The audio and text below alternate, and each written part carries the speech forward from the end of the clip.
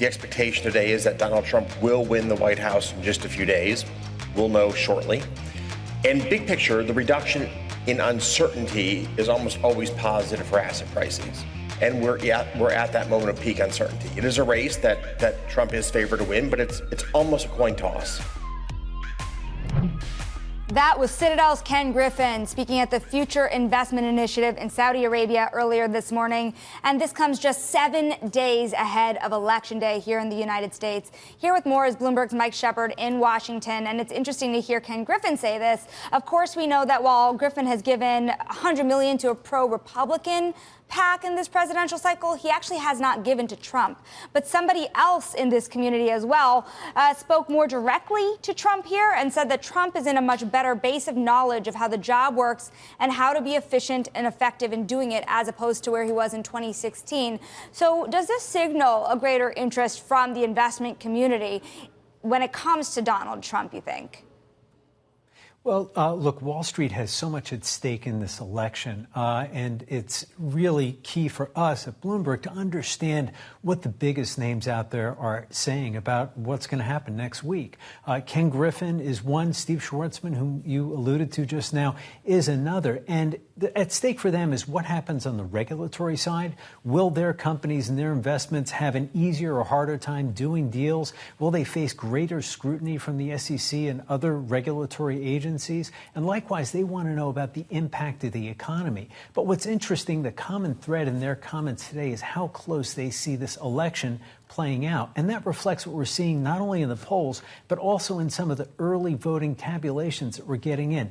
It is very hard to discern a direction favorable for one or other candidate in this race, not only at the top of the ticket, but also going down ballot. Well, too. Shep, on the other hand, when you watch these Trump rallies, especially at Madison Square Garden over the weekend, the president and the people around him, the former president, are trying to create this aura of inevitability. And I wonder if that doesn't come back and bite them in the end, because don't you want, in some ways, to feel like the underdog so that your voters get out there and show up?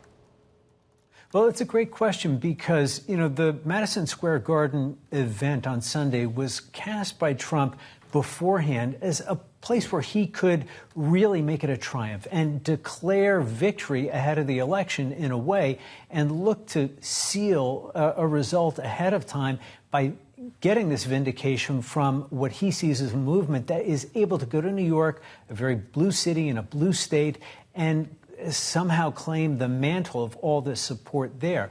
Now, it could haunt him, but not only for the reason that you outlined, that it risks leaving voters overconfident and thinking they don't have to go to the polls.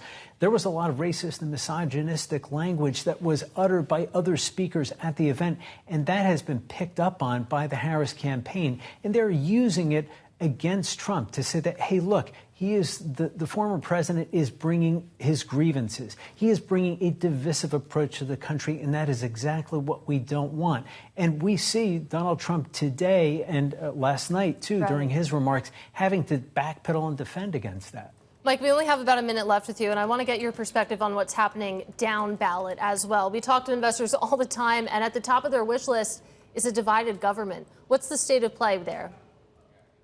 Well, the congressional races are just as key as the presidency this time around. And what we're expecting is that Democrats have the edge in terms of retaking the House just based on the way we look at the electoral map. And likewise in the Senate, we see Republicans just because they have fewer seats that they have to defend than Democrats do. And it looks like Republicans may have the edge in taking the Senate. But again, a lot of those races are going to be very close to call come election night.